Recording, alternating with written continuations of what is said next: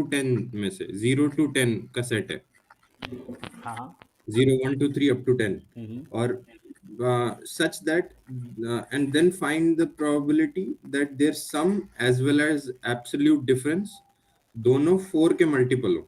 सम, तो मुझे x Y दो नंबर इसमें से चुनना है। So x plus y and x minus y का मॉड दोनों 4 का मल्टीपल हो। दोनों 4 के मल्टीपल हो। ठीक है। मुझे इसमें एक डाउट था, आप एक बार सॉल्व करिए, लेकिन एक डाउट था क्योंकि उसने उसमें जैसे 2 6 ले रखा है लेकिन 6 2 नहीं ले रखा। अच्छा, डिनोमिनेटर तो इसका 11 C2 है, ये करेक्ट है, तो पर 2 6 और न्यूमरेटर में 6 जैसे 2 आप क्यों लेना चाहते हैं? हाँ, दोनों मतलब मान लो अगर मैंने पहले 2 चूज किया फिर 6 चूज किया, या हाँ फिर पहले 6 चूज किया फिर 2 चूज किया, ये दोनों हाँ, अलग केसेस होंगे या नहीं होंगे? तो अगर आप ये अलग केसेस लेंगे तो आपके सैम्पल स्पेस में टोटल केसेस होंगे 10 इंटू 9, 90 केस होंगे। अगर ये आप 2 6 और 6 2 को अलग अलग मानेंगे ना, तो 90 पॉसिबल आउटकम्स होगा। सर 11 into 10 होंगे। ओह सॉरी, हाँ हाँ, यस यू राइट, वो मैं 1 to 10 कर लिया ना, हाँ आप सही कह रहे हो, 11 to 10 होंगे। ठीक है। और अगर आप जैसे सोच रहे हो कि नहीं मैं 6 2 2 6 को सेम लूँगा, तो सैम्पल स्पेस में टोटल कितने, 11 है ना, सो 11C2 आएगा, जिसका आंसर आएगा 11 into 10/2। तो आपको डिफरेंस समझ आ रहा होगा। तो अगर आप इवेंट में ऑर्डर काउंट करेंगे तो सैम्पल स्पेस में भी ऑर्डर काउंट करना होगा, दोनों तरीके से आंसर सेम आएगा। ओके ओके, ये है।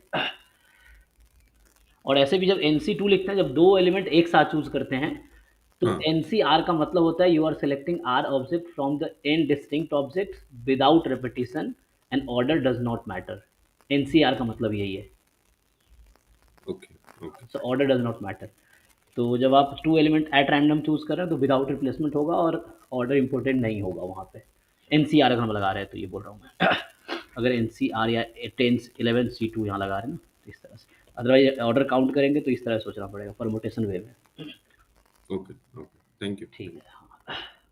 चलिए तो हम लोग फिर आगे बढ़ते हैं। तो हम लोगों ने अभी जो CMI वाले जो पेपर्स हैं उसमें कितना डिस्कस किया है, तो ये आपको दिख रहा होगा स्क्रीन पे, दूसरे आईडी से, एक से वीडियो आ रहा होगा, एक आईडी से आपको ये स्क्रीन दिख रहा होगा। तो 18 वाला पेपर हो गया था आई थिंक, कुछ पेपर क्वेश्चन फंसे थे, आई थिंक 2 क्वेश्चन फंसे थे, तो वो मुझे भी सोचना पड़ेगा। मतलब 19 20 18 वाले का फंसा था जिसका एग्जैक्ट आंसर समझ नहीं आ रहा था, तो उसको भी छोड़ देते हैं, ट्राई करता हूँ, फिर देखते हैं नेक्स्ट पेपर करें फिर, या कुछ पूछना है किसी को? आगे करते हैं ना। सो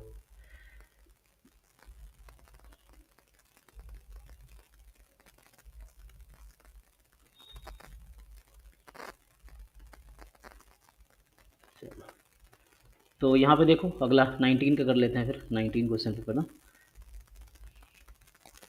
तो ये आपके 19 का क्वेश्चन पेपर है। इसको ओपन कर लेता हूँ, open with,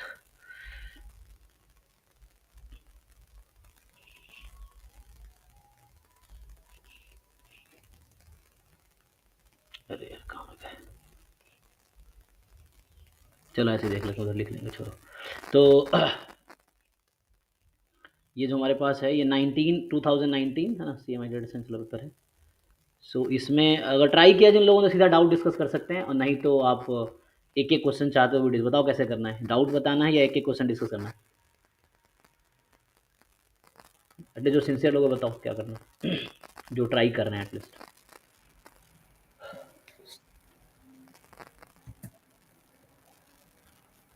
sir last class में भी यही हुआ था। हुआ था? शायद ये हो चुका है, अच्छा ये हो गया डाउट्स हो है, गए। तो 19 हो चुका है। 19 हो इसमें चुका है। 16 नंबर देख लेना। ठीक है, तो अगर 19 हो गया है तो आगे, हाँ, चलो डाउट देख लो फिर भी अगर है तो 16 ठीक है। एन अपर ट्रायंगल 16 नहीं है सर, 17। 17 सर ये जो डिस्क्रिप्शन दिया है ना, इसमें सर म्यू और सिग्मा निकालने में प्रॉब्लम हो रही है। ठीक है। तो ये कह रहा है कि if z is a continuous random variable each with, ठीक है, सो z क्या है, कॉन्टिन्यूअस रैंडम वेरिएबल है विच follows a Gaussian distribution with mean 0 standard deviation 1, और CDF में पता है फाई ये होता है, फाई का डेटा दे रखा है। अब आपसे पूछ रहा है सपोज दैट, अच्छा ठीक है 1 by 1 करते हैं, नो प्रॉब्लम। तो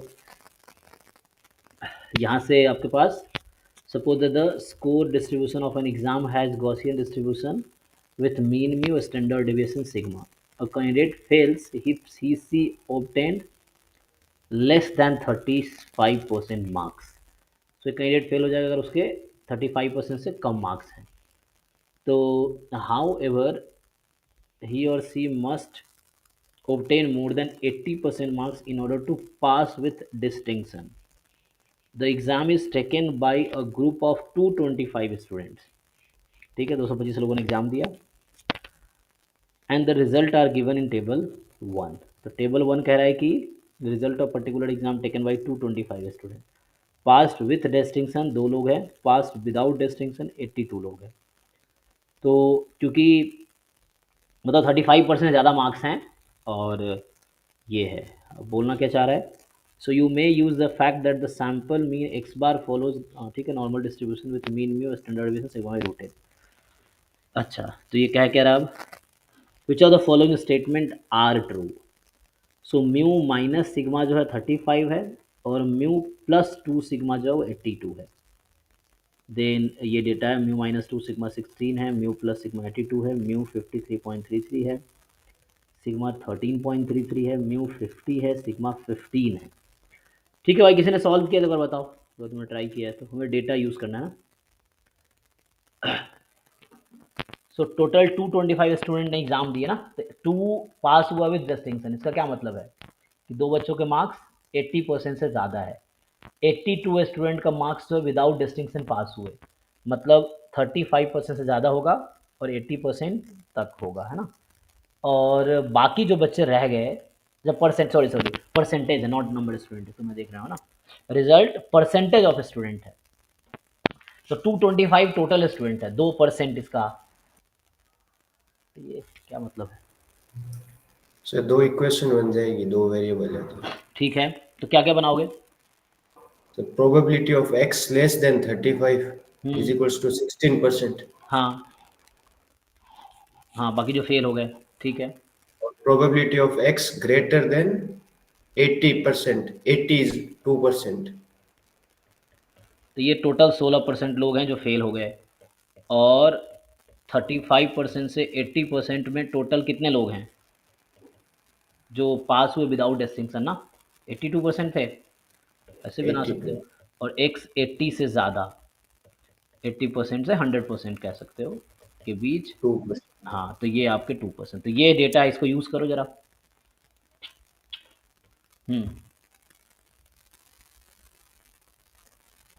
अब कैसे यूज़ करोगे. सर 35% लो या 35 मार्क्स लो. परसेंट अभी लिया ना, हाँ मतलब वही ठीक है, क्योंकि 100 मार्क्स एग्जाम में क्या कुछ डेटा था. Suppose score distribution of exam has a Gaussian distribution with mean mu standard deviation sigma. Candidate fails if he और सी ऑब्टेन लेस देन 35% मार्क्स. तो अगर 100 मार्क्स का एग्जाम मान लो 35 मार्क्स का है ना, तो इस तरह से 35 मार्क्स ले लो, कोई दिक्कत नहीं. सो और ये परसेंटेज ऑफ स्टूडेंट है. 225 का यूज़ कहाँ पे आएगा. इस केस में नहीं आएगा सर, नेक्स्ट क्वेश्चन में आएगा. नेक्स्ट क्वेश्चन में आएगा ना.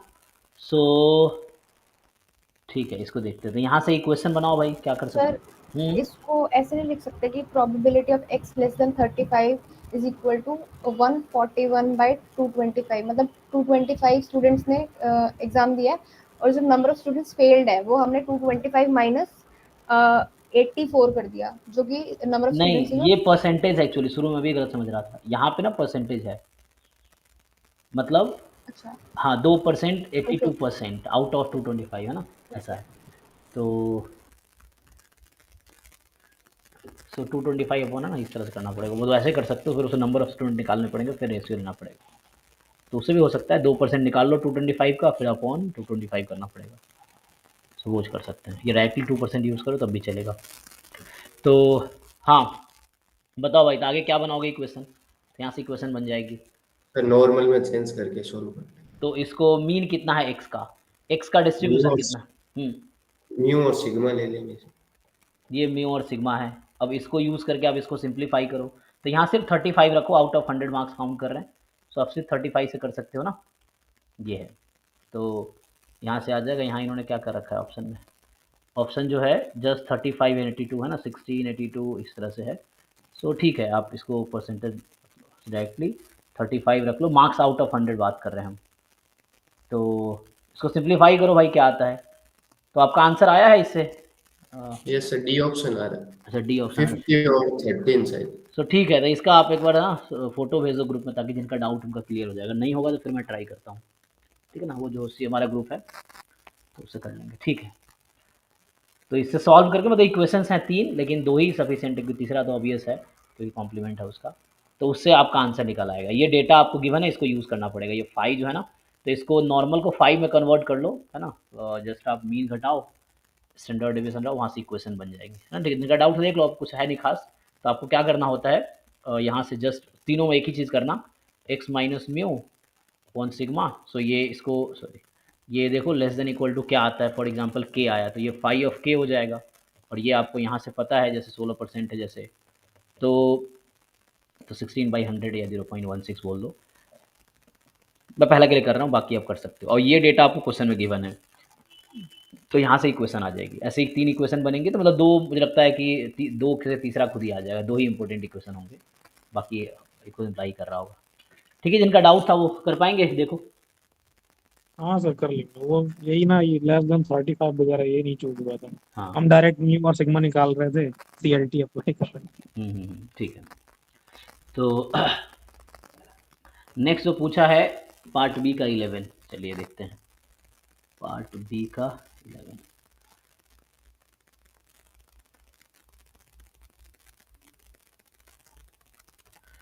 ये कह रहा है कि a thin piece of metal of length 20 centimetre, length 20 है, विड्थ 16 है, is to be use to construct an open top box. ठीक है, तो एक हमारे पास थीन पीस है मेटल का, जिसका लेंथ 20 है, विड्थ 16 है, उसको हम यूज़ कर रहे हैं एक ओपन टॉप बॉक्स बनाने का। ठीक है, a square will cut from the each corner and the sides will be folded up. ठीक है, what size of the corner should cuts ओ। सो अगेन, चूंकि मैं 11-12 ना, मतलब 2012 से 2019 तक 7 साल पढ़ाया हूँ, एक ही कोर्स 7 साल दिल्ली में लगातार, तो क्वेश्चंस मुझे याद है। फिर से ये क्वेश्चन एग्जैक्टली कॉपी पेस्ट है एनसीईआरटी का, मैं तुम्हें बता देता हूँ। तो क्योंकि ऐसे पढ़ता हूँ ना, तो मुझे एग्जैक्टली याद आया था। अच्छा, क्योंकि 11-12 में बहुत सालों पढ़ाया, तो ये एनसीईआरटी का एग्जैक्ट क्वेश्चन ना कॉपी पेस्ट है। ये क्वेश्चन अगर आप देखो, जो क्वेश्चन 11 बोल रहा हूँ बी पार्ट का, आप जाएंगे चैप्टर 6 एनसीईआरटी क्लास 12th, इसमें आपको एक्सरसाइज मिसलेनियस एक्सरसाइज में जाना पड़ेगा। मिसलेनियस एक्सरसाइज होता है उसमें एनसीईआरटी के सबसे एंड में, वहाँ पे आपको ये मिल जाएगा। और ये अगर उसमें नहीं हुआ तो 6.5 एक्सरसाइज में होगा, क्योंकि 6.5 मैक्सिमम मिनिमम है। तो आप एक बार चेक कीजिए, सेम क्वेश्चन मिल जाएगा। मैं सोल्यूशन करा देता हूँ, लेकिन आप और ऐसे क्वेश्चन प्रैक्टिस कर लो, ताकि एग्जाम में इससे रिलेटेड ही क्वेश्चन आपके एग्जाम में भी आएंगे। तो जैसे एक क्वेश्चन तो यहाँ मिल गया, तो आपको एक आइडिया कि इस तरह क्वेश्चन आते हैं, तो इस तरह के 10 20 50 100 क्वेश्चन और सॉल्व कर लो। एनसीईआरटी से कर सकते हो या जहाँ भी समझ आता है, क्योंकि ये क्वेश्चन एग्जैक्ट एनसीईआरटी से ही उठाया हुआ है, तो आप वहाँ जाकर चेक कर सकते हैं, इस एक्सरसाइज में या इसमें मिल जाएगा बिजनेस एक्सरसाइज। ठीक है, अभी इसको देखिए, समझते हैं। सो ये हमारे पास एक मेटल सीट है, जो भी उसने कहा है। चलो इसको मैं वो कर देता हूँ, स्प्लिट व्यू। तो देखिए, तो ये जो क्वेश्चन है ना, तो यहाँ पे इसने कहा है कि एक थीन पीस है मेटल का, जिसका लेंथ 20 है, विड्थ 16 है। तो ये 20 है, ये 16 है, मान लीजिए। ठीक है, अब कह रहा है कि हमें ओपन टॉप्ड बॉक्स बनाना है, तो इसके हेल्प से मुझे एक बॉक्स बनाना है इस तरह से।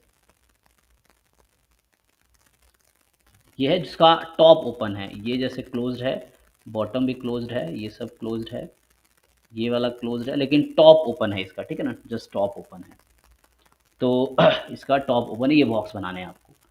अब कह रहा है कि अ square will be cut from each corner, इसमें से आप हर कॉर्नर में से एक स्क्वायर कट करेंगे आप। ठीक, and the side will be folded up, जब काट के हटा देंगे तो उसको फोल्ड करेंगे, मैं करता हूँ। सो what is the size of the corner should be cut so that the volume is maximum. तो मुझे इसमें वॉल्यूम को मैक्सिमाइज करना है। ठीक है, तो मुझे वॉल्यूम को अब मैक्सिमाइज करना, समझिए। तो जब आप इसमें, हमें इस, ये स्क्वायर सीट है, सॉरी स्क्वायर रेक्टेंगुलर सीट है, इससे हमें ये बॉक्स बनाने हैं। ठीक है, ओपन बॉक्स, ओपन टॉप से। तो हमने क्या किया, ये काट के हटा दिया, ये जो देख रहा है आपको कॉर्नर से काट के हटा दिया हमने। अब इसका पूछा है कि क्या लेंथ लोगे, स्क्वायर कट कर रहे हो आप, तो मान लो x लेंथ का है फॉर एग्जांपल, ये x लेंथ का मैं कट कर रहा हूँ स्क्वायर फ्रॉम ईच कॉर्नर। तो अब क्या करेंगे आप कि अब बचा हुआ पार्ट बताता हूँ कैसा बना। तो ये जैसे स्क्वायर था, आपने ईच कॉर्नर से कट कर दिया, ठीक। सो रिमेनिंग पार्ट क्या रहेगा, तो रिमेनिंग पार्ट मिटा देता हूँ, देखिए। सो ये ऐसा दिखेगा आपको कट करने के बाद, ठीक।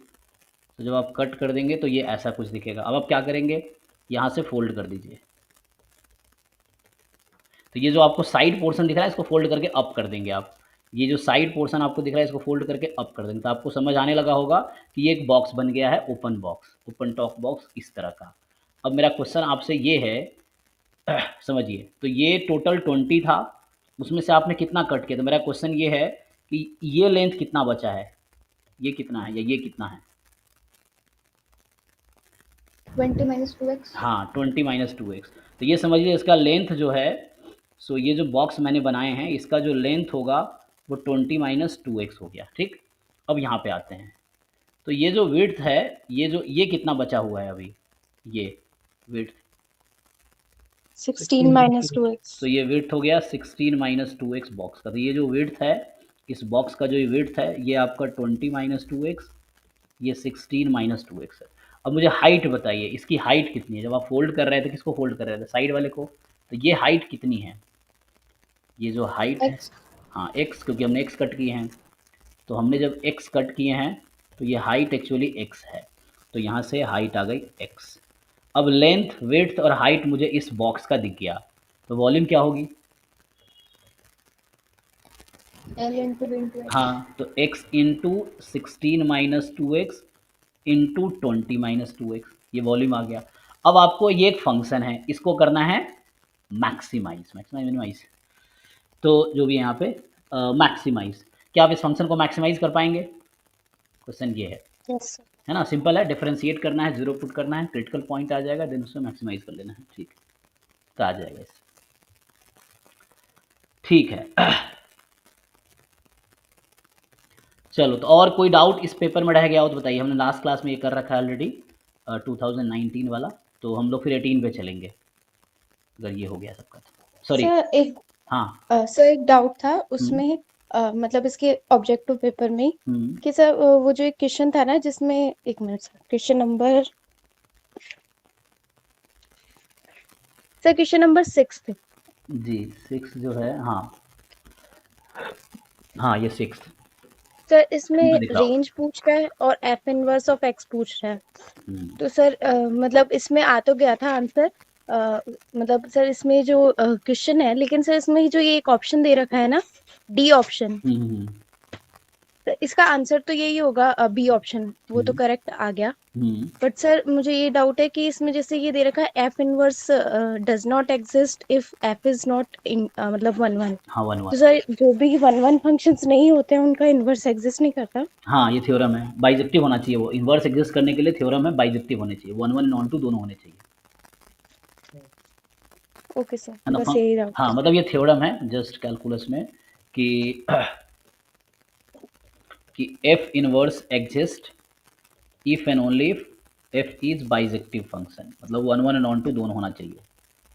बिल्कुल सेम ही है जैसे आप मैट्रिक्स थ्योरी में पढ़ते हैं कि A inverse exist if and only if determinant A is non zero, वैसे ही समझ लीजिए। तो कैलकुलस में एफ इनवर्स एग्जिस्ट करेगी अगर फंक्शन बाइजेक्टिव होगा, मैट्रिक्स में इनवर्स एग्जिस्ट करेगी अगर डिटर्मिनेंट नॉन जीरो होगा। तो ये है, तो ये वाला यही है। तो 1 1 ऑन 2 दोनों है तभी इनवर्स एग्जिस्ट करेगा, तो 1 1 नहीं है तो बाइजेक्टिव नहीं है, बाइजेक्टिव नहीं है तो इन्वर्टिबल नहीं है, ठीक है। ओके सर, ठीक है, तो अगला पेपर ओपन करते हैं फिर। सो ये जो पेपर था ये 2019 था, हमने 18 19 डिस्कस किया है। आइए 20 पे चलते हैं। तो जो 20 है ये रहा 20 का पेपर है ना, 2020, हाँ 18 19 20। तो इसको अच्छा, ये सॉल्यूशन ओपन कर दिया क्या मैंने, हमें पेपर ओपन करना था ना। तो कहाँ गया 20 का क्वेश्चन पेपर, ये रहा। चलिए, तो ये क्वेश्चन पेपर है CMI 4 अक्टूबर को हुआ था, ठीक है। तो आइए यहाँ पे आते हैं।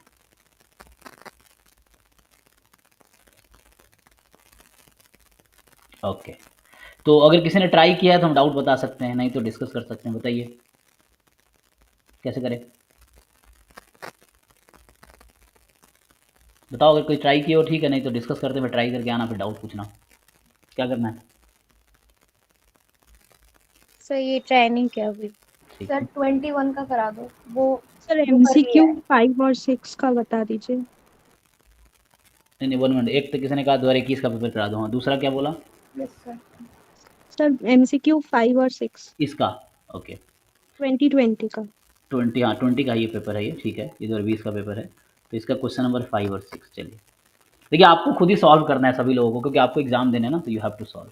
मैं आपको हेल्प के लिए हूँ कि जहाँ मैं हेल्प कर सकता हूँ वहाँ पे हेल्प करूँगा। ये सॉल्यूशन क्यों दिख रहा है? मैंने सॉल्यूशन ओपन कर यहाँ, अच्छा ये है ना पेपर, ये 2020 का पेपर है ना, ठीक है। तो आपको 5 और 6 में डाउट है। 5, अच्छा ये 5 और 6 ठीक है, चलिए ट्राई करते हैं।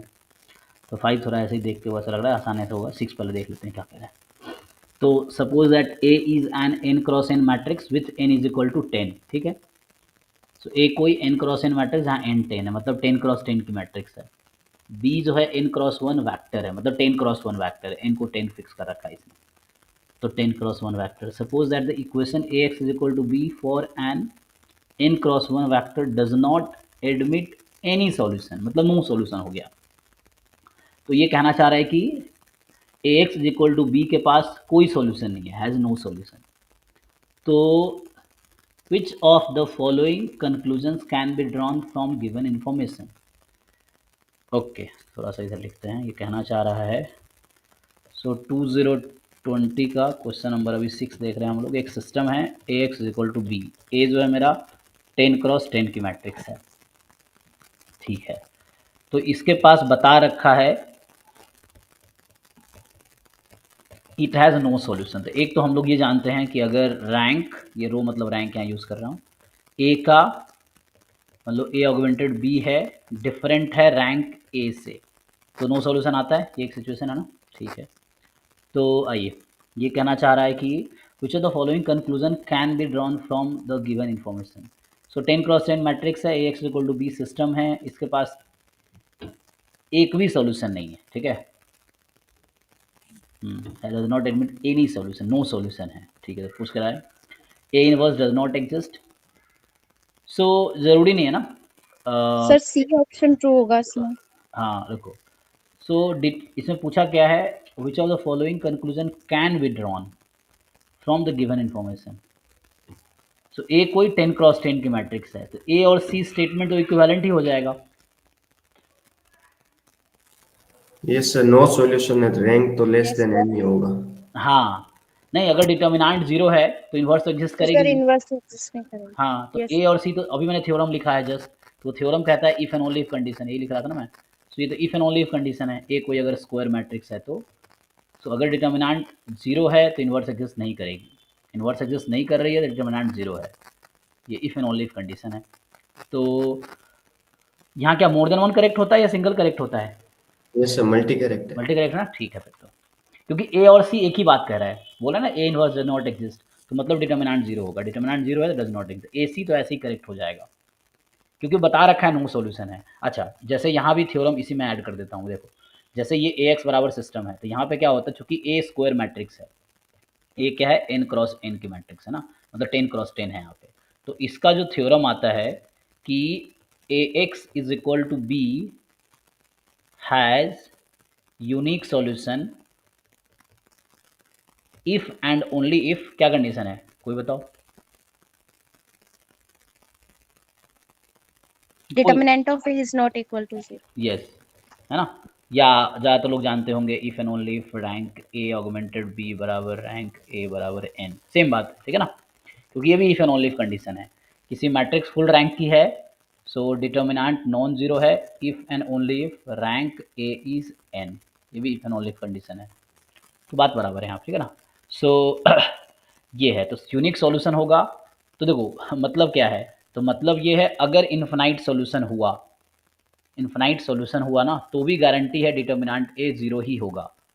इफ एंड ओनली इफ नहीं बोल रहा हूँ यहाँ पे, पहले मैं यहाँ पे इफ एंड ओनली इफ लिखा हूँ है ना, कहीं इफ देन स्टेटमेंट होता है, कहीं इफ एंड ओनली इफ होता है, यहाँ पे ओनली वन वे है, कि अगर इनफाइनाइट सॉल्यूशन है तो डिटर्मिनेंट 0 होगा, नो सॉल्यूशन है तब भी डिटर्मिनेंट 0 होगा। उल्टा नहीं कह सकते तुम, इसका कन्वर्स ट्रू नहीं है ना। मान लो डिटर्मिनेंट 0 हो गया तो कैसे डिसाइड करोगे, तो उसका अलग तरीका है। यू कैन नॉट से कि इनफाइनाइट सॉल्यूशन होगा या नो सॉल्यूशन, कुछ भी हो सकता है। क्योंकि मुझे यहाँ पे बता रखा है कि नो सॉल्यूशन है, तो इसका गारंटी है कि डिटर्मिनेंट, तो इसका मतलब ए इनवर्स डज नॉट एग्जिस्ट, और यहाँ भी होगा ए इनवर्स डज नॉट एग्जिस्ट, ये है, ठीक है ना। तो अगर इनफाइनाइट सॉल्यूशन गिवन है तो ये गारंटी दे सकते हैं, कन्वर्स ट्रू नहीं है यहाँ पे। अगर नो सॉल्यूशन है तो ये गारंटी है, यूनिक सॉल्यूशन है तो डिटर्मिनेंट नॉन जीरो ही होगा, डिटर्मिनेंट नॉन जीरो है तो यूनिक सॉल्यूशन होगा। तो यहाँ इफ एंड ओनली इफ है, डबल इंप्लाइज है, ठीक है। तो चूंकि हमें इसने बता रखा है इस क्वेश्चन में कि इनफाइनाइट सॉल्यूशन है, तो इसकी गारंटी दे रहा है कि इन्वर्स एग्जिस्ट नहीं करेगी, डिटर्मिनेंट जीरो है। ए सी तो ट्रू। चलो बी पे आते हैं। बी कह रहा है कि तो A C both are correct statement. the equation A transpose X is equal to B also does not admit any solution। अब ये A transpose X, तो यहाँ पे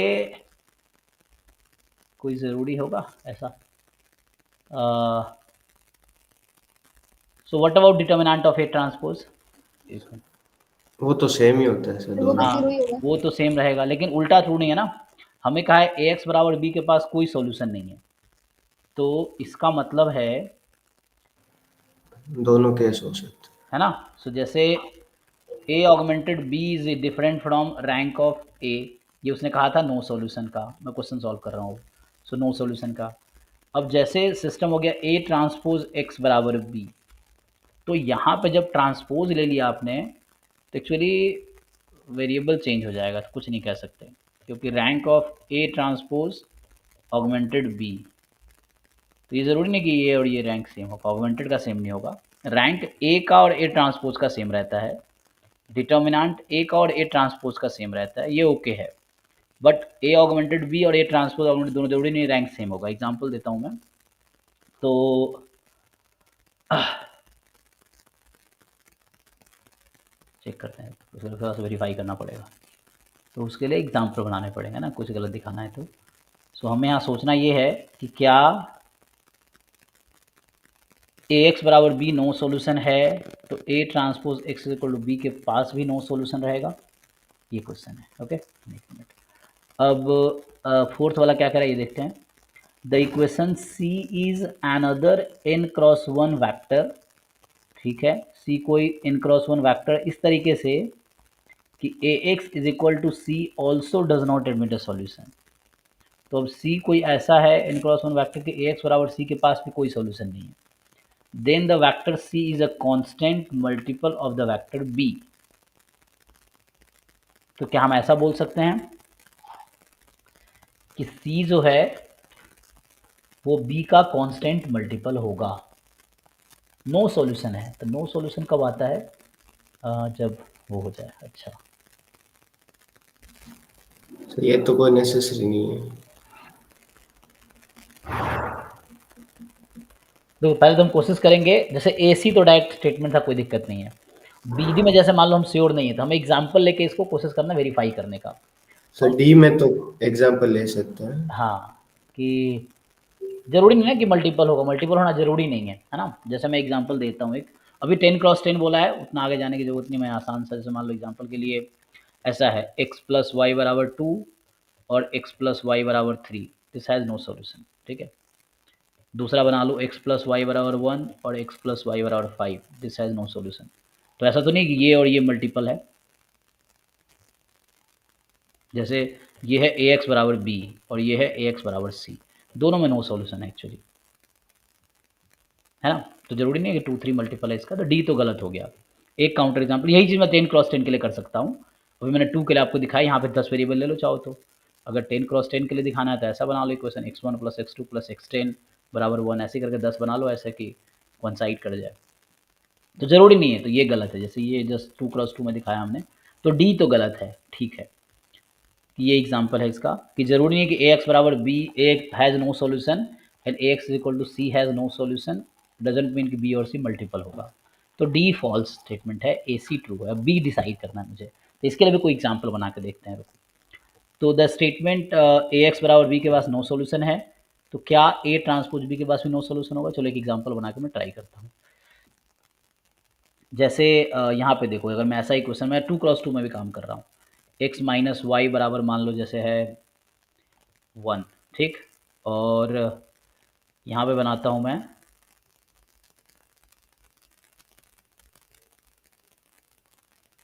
कुछ ऐसा एग्जाम्पल लो जहाँ पे क्या हो जाए, नो सोल्यूशन आ जाए ना। नो सोल्यूशन कब आएगा? मान लो 2x माइनस 2y बराबर, यहाँ मैं अगर 2 लूँगा तो इन्फाइनाइट सोल्यूशन आ जाएगी, तो 1 ही ले लो, ठीक है। अभी ये नो, देखो इसमें अभी नो सोल्यूशन है, इसका चेक कर सकते हैं, इस इक्वेशन के पास नो सोल्यूशन है, ठीक। अब मैं इसका अगर, तो ये मैट्रिक्स क्या बना रहा है, 1 माइनस 1 2 माइनस 2, ये एक्स वाई और यहाँ पे है 1 1, ठीक। अब मैं क्या कर रहा हूँ, ये ए एक्स बराबर बी है, अब मैं ए ट्रांसपोज लेने की कोशिश करता हूँ। सो जैसे ए ट्रांसपोज एक्स बराबर बी बनाने हैं मुझे, तो मतलब ट्रांसपोज ले लो अब, तो 1 माइनस 1 2 माइनस 2, और यहाँ पे हमारे पास क्या है, the thing is X Y, मतलब एक्स बराबर यही ले लो। सो ये है 1 1। अब इसके बारे में सोच रहा था, इक्वेशन बनेगा x प्लस 2y बराबर 1, और यहाँ पे आ गया माइनस एक्स माइनस 2y बराबर 1। ये तो ठीक है, लेकिन सो माइनस कॉमन ले लोगे तो यहाँ से ये बन जाएगा x प्लस 2y बराबर माइनस 1, ठीक है ना। ओके, तो b चेंज नहीं हो रहा ना, अच्छा ओके। तुम्हें पता है रो स्पेस और कॉलम स्पेस सेम होता है, तो number of linearly independent row is equal to number of linearly independent columns, and इसी वजह से रैंक ऑफ ए ट्रांसपोज और रैंक ऑफ ए इक्वल होता है। जो मैं पहले सोच रहा था जरूरी नहीं है ट्रू है, मुझे लग रहा है वो ट्रू हो जाएगा। A augment transpose augmented B and A augmented B, जरा इसके बारे में सोचो अब।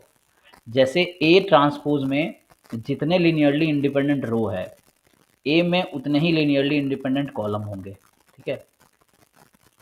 ये इसी को रैंक बोलते हैं, जो रैंक का डेफिनेशन यही है, नंबर ऑफ लीनियरली इंडिपेंडेंट रोज, ये डेफिनेशन है रैंक का, या number of linearly independent column, ये डेफिनेशन है रैंक का।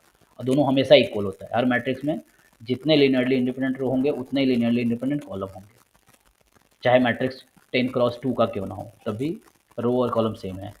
तो इसका चूंकि मुझे पता है कि रैंक ऑफ ए ट्रांसपोज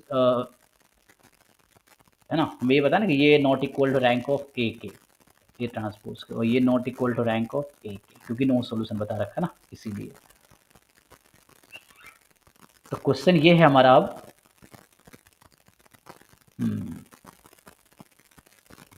इसमें डिसाइड क्या करना है, तो आई थिंक ये ट्रू हो जाएगा ये सर नेसेसरी थोड़ी ना, ठीक है ना, सर आर्गुमेंटेड की रैंक इक्वल हो, ये जरूरी थोड़ी। नहीं नहीं, यहाँ पे एक्चुअली बी सेम है ना, तो अच्छा बी इफेक्ट कर सकता है, नहीं the equation A transpose X B does not admit any solution. तो हम इसको गलत दिखाएं तो मुझे दूसरा काउंटर एग्जाम बनाना पड़ेगा कोई, ताकि गलत हो जाए। तो क्या कर सकते हैं इसके लिए हम, लेकिन ऐसा हो सकता है कि तो मैं इसमें ट्रांसपोज लूँ और सॉल्यूशन एग्जिस्ट कर जाए, तो यहाँ यहाँ और यहाँ यहाँ,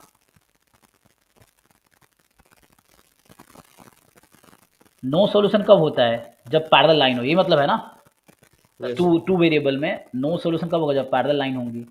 तो पैरेलल लाइन का मतलब क्या है कि कोएफिशिएंट तो इक्वल ही रहेगा, जस्ट राइट साइड अलग होगा।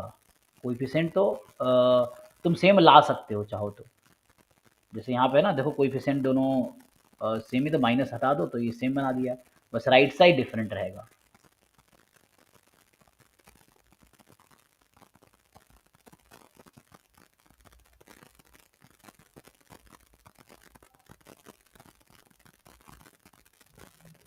अच्छा एक काम करो, रुको एक काम करते हैं, हाँ एग्जाम्पल लिया था ना आपने, रुको एग्जाम्पल, हाँ कौन सा, ये 2x2 मैट्रिक्स का, ये वाला, हाँ नहीं सर एक एग्जाम्पल ले लीजिए, मैं बता रहा हूँ, उससे प्रूव हो जाएगा। बताओ। x plus 2y is equals to 2,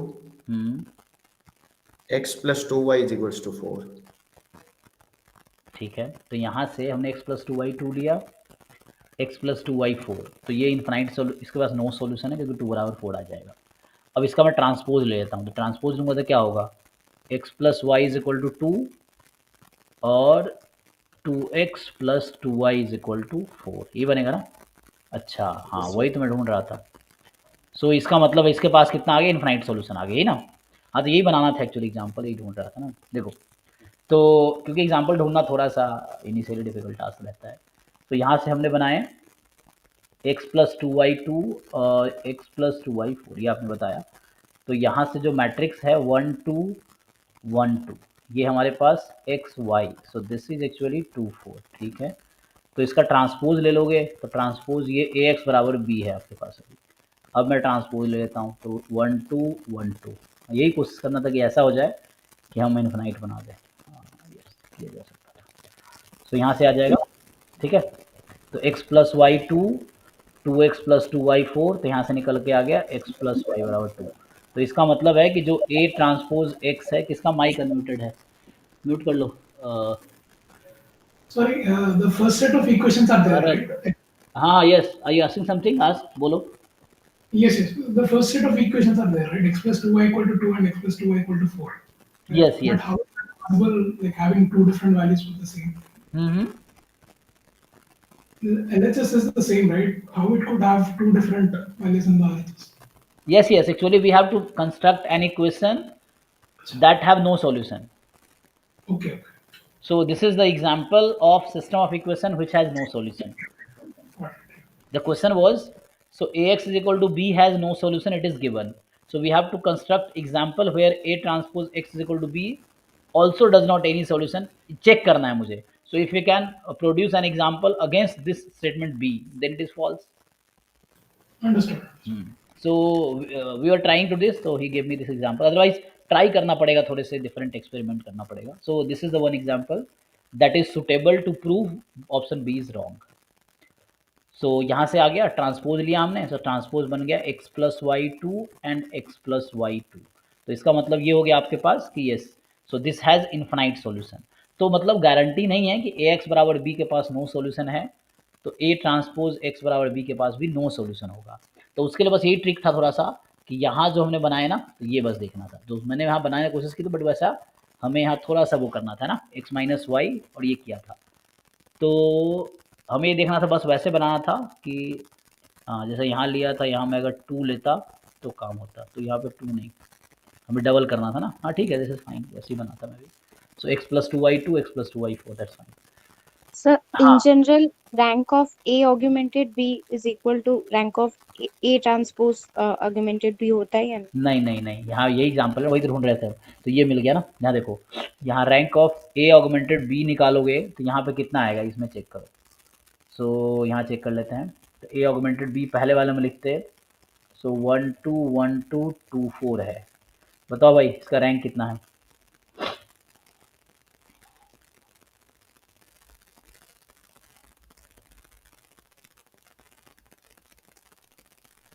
इस मैट्रिक्स का रैंक बताओ कोई। 1 2 1 2 2 4 ना। 2 है सर। ठीक, रैंक 2 है। अच्छा, अब rank of A transpose B check करते हैं कितना आता है। A ट्रांसपोज अगर B चेक करेंगे, सो यहाँ से इसमें देख लो, तो ये तुम्हारा A ट्रांसपोज B ये बन गया, तो ये आ गया 1 1 2 2 2 4। इसका रैंक बताओ, जस्ट मल्टीपल है तो रैंक 1 आ गया। देखो 1 2 1 1 1 2 ना, 2 2 4 मल्टीपल है जस्ट, तो ये इंडिपेंडेंट है, ये डिपेंडेंट है, तो यहाँ से रैंक 1 आ गया। तो ज़रूरी नहीं, यही एक्चुअली ढूंढना था, वही बनाना था। तो क्योंकि मैंने जो एग्जांपल लिया, एक्चुअली जो मेरा एग्जांपल था वो कह रहा है दोनों इक्वल आएगा। सो एग्जाम्पल ट्रू नहीं बता सकता, जैसे मैंने जो एग्जाम्पल भी बनाए थे उसमें ये दोनों इक्वल आएगा, तो क्योंकि वो सुटेबल एग्जाम्पल नहीं है, so one counter example is enough to say no. True वाले कितने भी एग्जाम्पल मिल जाएंगे तो वो गारंटी नहीं दे सकता ट्रू होने का। तो मैंने जो बनाया अभी, ये जो कोशिश किया था, so that actually this made it true statement. तो एग्जाम्पल का भी ट्रू गारंटी नहीं देगा, तो मुझे एक काउंटर एग्जाम्पल ढूंढने की कोशिश करना है, अदरवाइज प्रूफ करने की कोशिश करना होगा। ये है, ठीक है। चलो दैट लास्ट ये सॉल्व हो गया, सारे पार्ट हो गए ना सॉल्व। हाँ, डी तो गलत था, बी भी गलत है, तो ए सी इसका करेक्ट है। आइए 5 ट्राई करते हैं। तो 5 जो कह रहा है कि as per the data released by the US Department of Health, Education and Welfare, the number of PhD degrees conferred in earth science from year 1948 to 1954 is as given in table 5. ठीक, तो ये year है और ये degree है, ठीक है. सो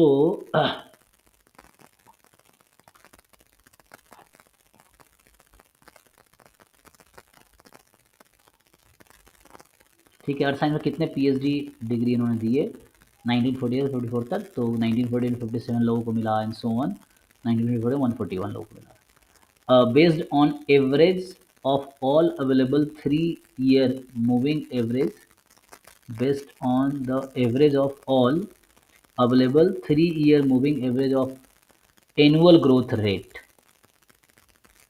the number of degrees in 1954 and the number of degrees in 1954, what will be the approximate prediction number of degrees in earth science in 2020. Note that moving average or a rolling average is average of subset of data points. Choose the best answer. Okay, तो ऐसे ये word moving average आता है date उसमें time series में ना, time series में M A model जो होता है, अरमा हरीमा क्या क्या आता है एम ए, तो A R model M A model, तो वहाँ पे आता है ना moving average time series analysis में. तो हालांकि मुझे लगता है उतना वो यूज़ नहीं करना हमें, यहाँ पे इसके हिसाब से प्रेडिक्शन करना है. तो क्या होता है ऐसे by the way, M A model क्या होता है टाइम सीरीज में. तो ये टाइम सीरीज तो नहीं पूछेगा, इतना एडवांस लेवल तो नहीं पूछेगा ना हमसे. ये है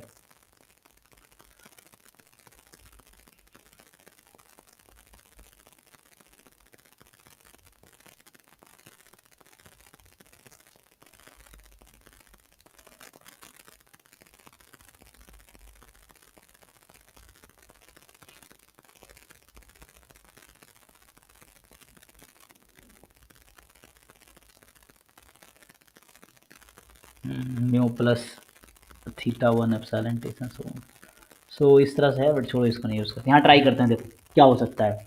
तो क्वेश्चन समझ आया सबको कि हमारे पास दे रखा है 1948 में 57 लोग पीएचडी किए, 1949 में 88 एंड सो ऑन, 1954 तक 141 उस साल में किए. तो आपको ये यूज़ करना है average based on average of all available 3-year moving average of annual growth rate. 3-3 साल के, मतलब मुझे लग रहा है 48, 49, 50 ऐसे करके 3-3 साल का तुम चेक करो. Based on the average of all available 3-year moving average of annual growth rate and the number of degrees in 1954, what will be the approximate predicted number of degrees in earth size in 2020. And note that the moving average or rolling average is average of a subset of data points. ठीक है, तो ठीक है check करो. जैसे पहले 3 हैं 48, 49, 50 year में, इसका एवरेज कितना होगा, एंड देन उसके बेस पे तुम उसको प्रेडिक्ट करो.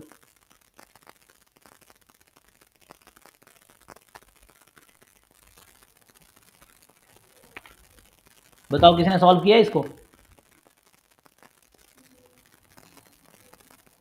सर पहले एक डाउट था. हाँ सर एग्जाम में कैलकुलेटर मिलता है सीएमआई में? चलो मैंने तो एग्जाम दिया नहीं है, आई थिंक ये ऑफलाइन एग्जाम होगा ना, तो अलाउड नहीं होगा है. नो सर, होगा एग्जाम तो ऑनलाइन ही होगा बट कैलकुलेटर अलाउड नहीं है. हाँ स्क्रीन पे भी नहीं होगा, अलाउड भी नहीं होगा.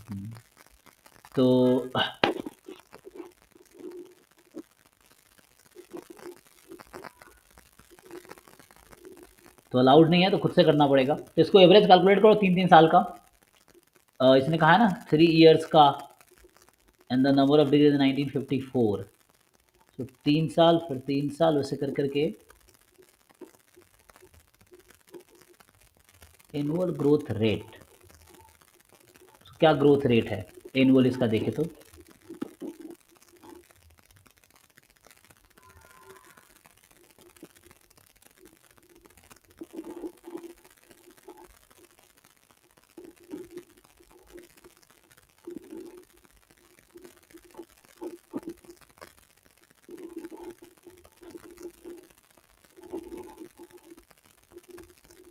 Based on average of all available 3-year moving average of annual growth. Moving average मतलब क्या है कि average of the subset of data points. तो ठीक है, एक बार इसको ऐड करो 57, 88 और 125, इसका एवरेज कितना है? तो ये तुम्हारा टोटल डिग्री अवार्डेड है, लेकिन इसने कहा था सर 90 आ रहा है ना इन हाँ तीनों का तो। ओके। सो एनुअल ग्रोथ रेट की बात कर रहा है, तो ग्रोथ रेट क्या है? सर ग्रोथ रेट तो एवरेज होगी सर, नेक्स्ट ईयर में कितनी ज्यादा होगी। और नेक्स्ट एवरेज कितना है? 135, 126 और 146 का क्या है?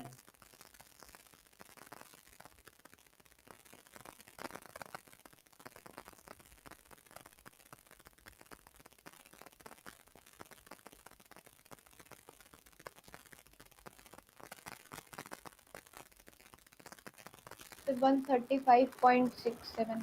ठीक है, तो जैसे अभी शुरू में था आपका 90, फिर 135 हो गया।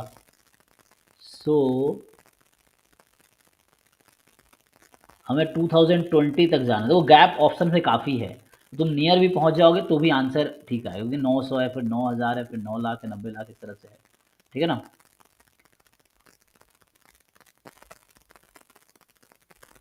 तो क्लोज पहुंचना है, तो इसको जरा प्रेडिक्ट करो। जैसे 3-3 साल का हमने देखा ना, सो 90 है, 135 है, अच्छा यहाँ पे 141 था, तो उसको अगर तुम देखो कितना ग्रोथ हो रहा है तो उसके हिसाब से प्रोजेक्ट करो 2020 तक के आसपास। सो क्योंकि ऐसा नहीं कि बहुत क्लोज डेटा है कि 901, 902, 903, तो वहाँ डिफिकल्ट होता, क्योंकि ये काफ़ी गैप है ऑप्शंस में, तो आप किसी एक क्लोज पहुँच जाएंगे तो करेक्ट ऑप्शन मिल सकता है।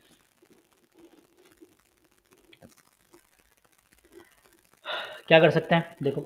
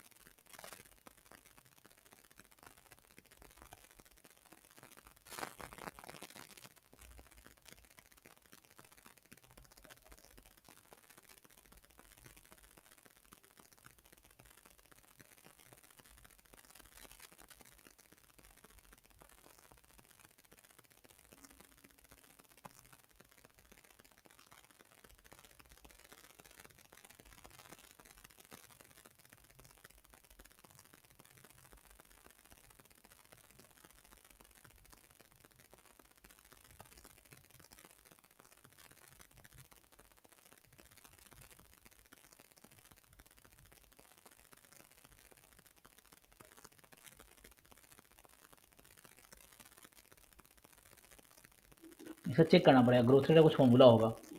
ठीक है ना? तो ये देखना पड़ेगा मुझे, इसमें ग्रोथ रेट का क्या फॉर्मूला है, एंड देन उसके हिसाब से प्रोजेक्ट करना है ना?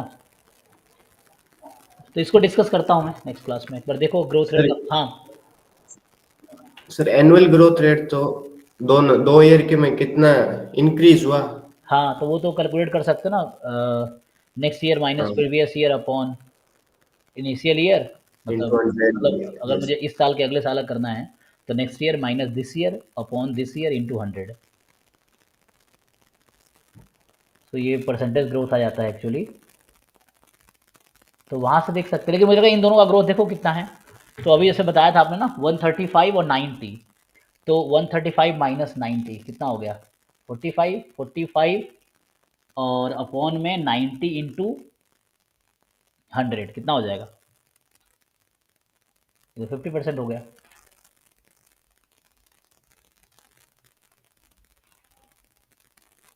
तो इससे तो बहुत आगे जाएगा, तो 141 से लेके 50% ग्रोथ रेट होगा, 3 साल का देखा हमने, है ना। Average of annual growth rate, moving average of annual growth rate,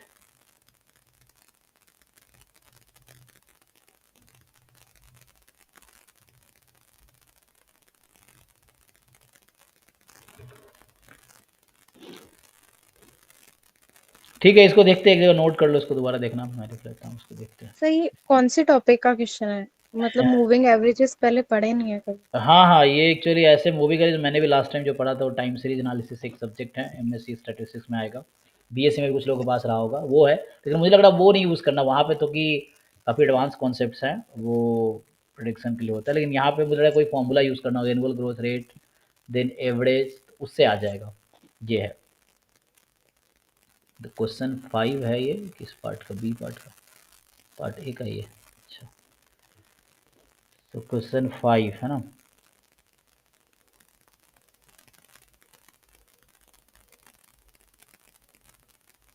इसका अगर फॉर्मूला देखना पड़ेगा, सॉल्यूशन देख सकते हैं उसने क्या किया है, ये भी देख सकते हैं।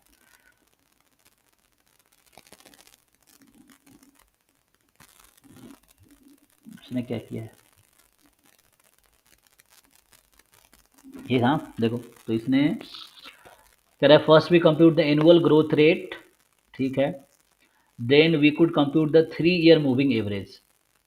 तो पहले तो एनुअल ग्रोथ रेट कैलकुलेट करेंगे, उसके बाद compute the 3 year moving average of annual growth rate. तो एनुअल ग्रोथ रेट का फिर मूविंग एवरेज कैलकुलेट करेंगे। तो our calculation should result in a moving average as shown in table 1। तो देखो क्या हो रहा है। So 90 annual growth rate, 88 minus 57 upon 57 into 100 करके देखो कितना आएगा। तो 88 माइनस 57 हो जाएगा तुम्हारा यहाँ 1, यहाँ पे 3, सो 31 अपॉन 57 इंटू 100, आई थिंक 54% आएगा, चेक करो। फिर ऐसे ही 125 माइनस 88 अपॉन 80, तो ये पहले पर ईयर का एनुअल ग्रोथ रेट कैलकुलेट किया है। हाँ, तो वही जो हम बता रहे थे फॉर्मूला, वही यूज़ करके यूज किया है कि next year minus previous year upon previous year into 100, तो उससे ये आ जाएगा एनुअल ग्रोथ रेट, ये परसेंटेज में है। सो ये आपका आ गया, चेक कर लो एक बार तुम लोग वेरीफाई करके, जहाँ नेगेटिव, जहाँ घटा है वहाँ नेगेटिव है। तो एनुअल ग्रोथ रेट आ गया। अब मूविंग एवरेज, तो पहले एनुअल ग्रोथ रेट कैलकुलेट किया, उसके बाद उसने कहा कि मूविंग एवरेज।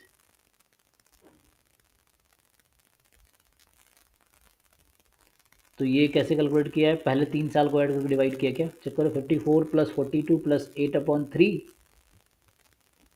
नेक्स्ट, हाँ चेक करो, मतलब 54 प्लस 42 प्लस 8, कैलकुलेटर यूज़ करो, अपॉन 3, 34 आ जाएगा।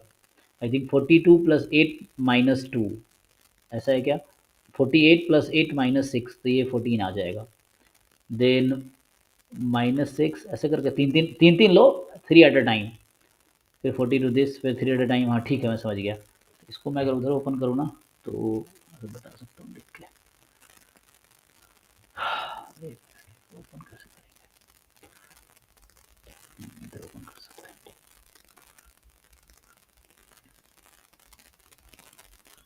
तो यहाँ क्या क्या मैं बता देता हूँ, इसका समझ तो आ रहा है। सो ये था 5वां क्वेश्चन, ये वाला। तो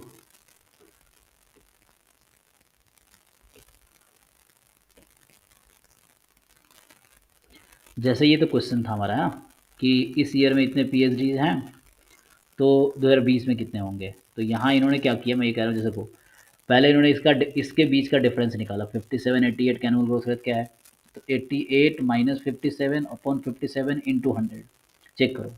तो ये तुम्हारा ये आएगा, चेक करके देख लो, चाहो तो वेरीफाई कर लो, सही सोच रहा हूँ कि नहीं। फिर ऐसे नेक्स्ट ऐसे किया होगा इसके साथ, तो ये आ गया, फिर इसके साथ, तो ये आ गया, ऐसे करके फिर इसके साथ है ना, ये आ गया, फिर इसके साथ ये आ गया, और इसके साथ ये आ गया। तो ये एनुअल ग्रोथ रेट आ गया कि पर ईयर ग्रोथ कितना हुआ। अब ये पहले 3 को ऐड किया, एवरेज ले लिया, तो ये आ गया। फिर अगला 3 उसी के साथ, मतलब एक छोड़ दो, जैसे पहला वाला छोड़ दो। तो मैं ये बोल रहा हूँ यहाँ पे जैसे कि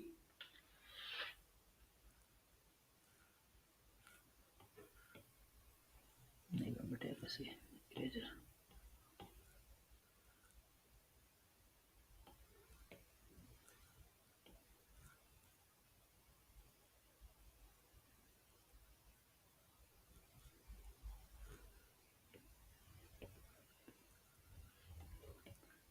ये रहा देखो। तो यहाँ पे क्या है कि इन तीनों का तुम एवरेज निकाल लो तो ये आ जाएगा। तो यही किया इन्होंने। तो मेनली वही जो हम सोच रहे थे वही करना था, जो किया नहीं हमने। तो पहले तो ईच ईयर का आपको एवरेज ग्रोथ रेट निकाल लेना है, मतलब ग्रोथ रेट क्या है, ये आ गया ग्रोथ रेट। फिर इसमें क्या करना है, ये 3 है, पहले 3 को आपने ऐड किया, उसको एवरेज ले लो, ये आ जाएगा। अगले 3 का एवरेज ले लो तो ये आ जाएगा, ठीक है। फिर नेक्स्ट 3 का एवरेज ले लो तो ये आ जाएगा। फिर ऐसे ही आई थिंक एक एक करके, तो 3 3 3 फिर 3 ऐसे आ जाएगा 4, ठीक है ना। पर चेक करो तो ये सही है। जस्ट कैलकुलेशन करके देखो नोटबुक पे या कैलकुलेटर से। इस पहले 3 को एवरेज लोगे ये आ जाएगा ना, फिर नेक्स्ट 3 का ये आ जाएगा, फिर ये नेक्स्ट 3 ये आ जाएगा आपका, इसका ये 3 ये आ गया। हाँ, अब इसका एवरेज लेना था, तो इसका जब एवरेज लेंगे तो 14.23 आ गया टोटल एवरेज। तो ये आपका आ गया एक्चुअली जो क्वेश्चन कह रहा था। क्वेश्चन क्या कह रहा था कि based on the average of all available 3 year moving average of annual growth rate. तो पहले एनुअल ग्रोथ रेट निकाला, फिर उन 3 का एवरेज लिया, उसके बाद फाइनल ग्रोथ रेट आ गया, ठीक है। तो पहले ईच ईयर का एनुअल ग्रोथ रेट निकाला, उसके बाद एवरेज लिया 3 का 3 कंसेक्यूटिव ईयर्स का। हाँ, मूविंग एवरेज में 3 का एवरेज क्यों लिया? क्योंकि इसने क्वेश्चन में ही 3 कहा हुआ है, यहाँ 3 ही इसने बोल रखा है कि 3 का ही लेना है, क्वेश्चन में ही कह रखा है। तो ठीक है ना, तो क्वेश्चन में मेंशन है, तो समझ आ गया ना, ठीक है। वही जो हम सोच रहे थे वही ठीक था कि ईच ईयर का ग्रोथ रेट निकालो, फिर ग्रोथ रेट तुमने ईच ईयर का ग्रोथ रेट निकाल लिया, फिर 3 का सम करके ये लिख दिया। अब इसका एवरेज ले लो, एट द एंड इसका एवरेज ले लो। तो पहले ग्रोथ रेट निकालो एनुअल, फिर उसका एवरेज निकालो 3 साल का, फिर वो आया उसका फिर एवरेज लो। तो ये थोड़ा यहाँ पे लैंग्वेज थोड़ा कॉम्प्लिकेट कर रहा था। सो ये चीज़ है, पहले एनुअल ग्रोथ रेट, फिर उसका 3 का एवरेज, फिर फाइनल उन तीनों का एवरेज निकालो। अब हमारे पास ग्रोथ रेट आ चुका है, अब उसके आधार पे मुझे आगे प्रोसीड करना है। तो कह रहा है कि अब नंबर ऑफ डिग्रीज इन 1954 को यूज़ करके what will be the predicted number of degrees in 2020 actually मुझे कैलकुलेट करना है। इसमें किसी को डाउट है तो पूछ सकते हो, सॉल्यूशन ओपन कर लिया मैंने, तो इसमें अगर किसी को डाउट है तो आप पूछ सकते हो। यहाँ तक ठीक है। तो ये 14.23% इसका हमारा आ गया ग्रोथ रेट। अब क्या बोल रहा है कि नोट दैट मूविंग एवरेज जो है वो 14.23 है, ठीक है। तो स्टार्टिंग विथ 141 1954, तो 1950 क्वेश्चन ने भी कहा 1954 से स्टार्ट करो। सो 141 पीएच डिग्री मिली थी। तो अब आपको क्या करना है, growth rate of 14.23%, we will have this, हाँ, तो ये अप्रोक्सीमेट आ गया।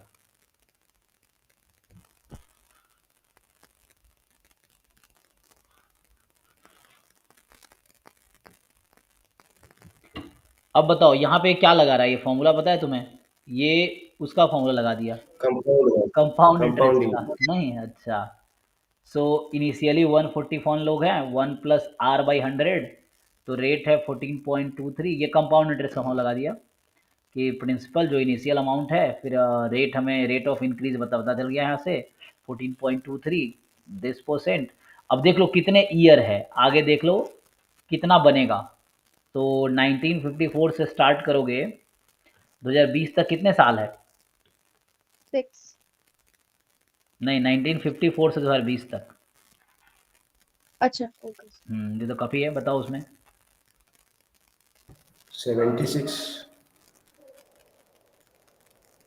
76 है, ओके।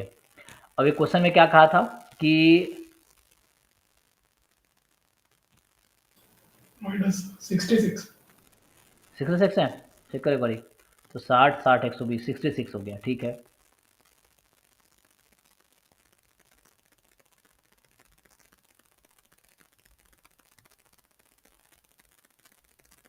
तो यही है, ठीक है, 66 है ना, तो फाइन। तो पावर 66 ले लो। यहाँ इन्हें कैलकुलेशन लिखने में गलती की है, ये ना टाइपिंग एरर है यहाँ पे, ये 66 पावर में है, इसमें गलती से बाहर आ गया है। तो ये निकाल लो, ये आ जाएगा अप्रॉक्स 9 लाख के करीब आएगा, ठीक है। तो ये एक्चुअली मेथड था, फाइनली समझ आया होगा आपको। सो ये 141 54 में है, 1 प्लस आर बाई 100 पावर 66। इसको आप कैलकुलेटर से कैलकुलेट करोगे तो यही आएगा जो इसने लिखा है 9,19,000 ऐसा कुछ।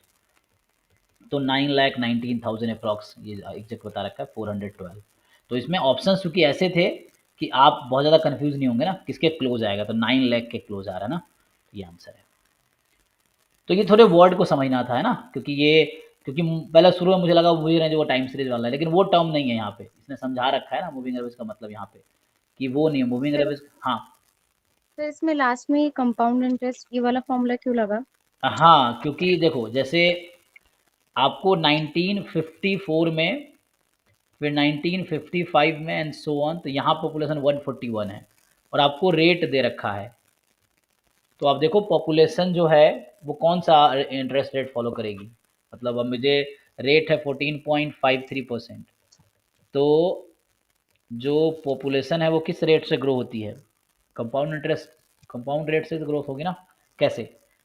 कंपाउंड और सिंपल में क्या डिफरेंस होता है, सिंपल इंटरेस्ट और कंपाउंड इंटरेस्ट में क्या डिफरेंस रहता है, इसको आइडिया है? तो प्रिंसिपल चेंज होता रहता है कंपाउंड में। हाँ, एक्चुअली होता क्या है, जैसे फर्स्ट ईयर का जो इंटरेस्ट होता है, तो यहाँ इंटरेस्ट को समझो जो पॉपुलेशन उस साल ग्रो हुई, वही ना। जैसे मान लो तो सिंपल में क्या होता है कि जो प्रिंसिपल अमाउंट है उसी पे इंटरेस्ट लगता रहता है, इंटरेस्ट पे इंटरेस्ट नहीं लगता है। यहाँ पे क्या इंटरेस्ट पे इंटरेस्ट लग रहा है। तो जो पॉपुलेशन ग्रो हो रहा है, तो जो पॉपुलेशन इस साल 1954 से 1955 में आए, तो उस पर भी इंटरेस्ट आगे लगेगा ना, मतलब वो ग्रोथ होता रहेगा। तो यहाँ इसलिए इन्होंने यूज़ किया है, तो ये आपको देखना पड़ेगा। तो कंपाउंड रेट फॉलो करेगी ये पॉपुलेशन जो है, इसलिए इन्होंने ये लगाए हैं। तो उसका फॉर्मूला होता है ना, इनिशियल अमाउंट जो है वो a into 1 plus R by 100 power n, ठीक है ना, टोटल अमाउंट। तो ये रहेगा। तो 1944 में पॉपुलेशन ये थी, रेट ऑफ ग्रोथ ये है, और कितने साल तक, तो ये हो रहा है।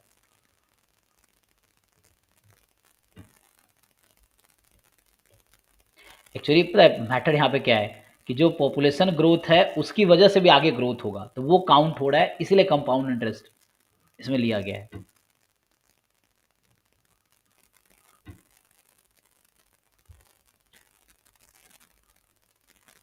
तो ग्रोथ की वजह से भी ग्रोथ आगे होगा, तो वो कंपाउंड इंटरेस्ट होगा, मतलब वो फॉर्मूला यूज़ करना है कंपाउंड वाला। तो एटलीस्ट ये था, ठीक है। तो ये हमने डिस्कस किया अभी। तो कहाँ गया ये, है ना, पाँचवा छठा। तो हालांकि पाँचवा थोड़े से अलग ट्रेंड क्वेश्चन। हाँ हाँ सर, इस क्वेश्चन के बेसिस पे तो कैलकुलेटर होना चाहिए, वरना 66 इयर्स का कैसे ही हम लोग निकालेंगे बैक हाँ टेन एग्जैक्टली, ये कैसे आप कैलकुलेट कर पाओगे आसानी से।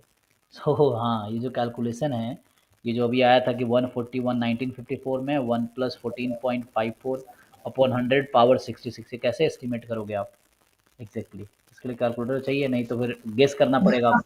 Approximate answer. हाँ वही गेस करना पड़ेगा थोड़ा सा। 10 power minus 2. हाँ उस तरह से कुछ सोचना पड़ेगा, अप्रोक्सीमेट करना पड़ेगा देन। तो वैसा कुछ करना पड़ेगा, गेसिंग या अप्रोक्सीमेशन, ये है होना चाहिए। अगर नहीं दे रहे तो ये है कि सबके लिए नहीं है, ये भी है कि like you are not only, सब लोग यही है, तो आपको वहाँ के कहीं ना कहीं गेस करना या अप्रोक्सीमेट करना होगा कुछ लगा के। हालांकि दूसरा अप्रोच भी इन्होंने दिए हैं यहाँ पे, अगर आप सॉल्यूशन देखेंगे सेकेंड अप्रोच भी है, इन्होंने दे रखा है।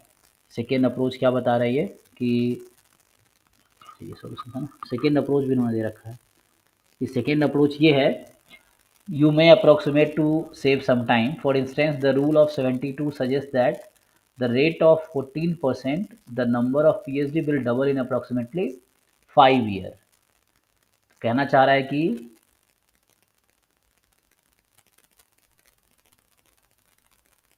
तो ये अप्रोक्सीमेशन बता रहा है तुम्हें कि 14 रेट से क्या होगा,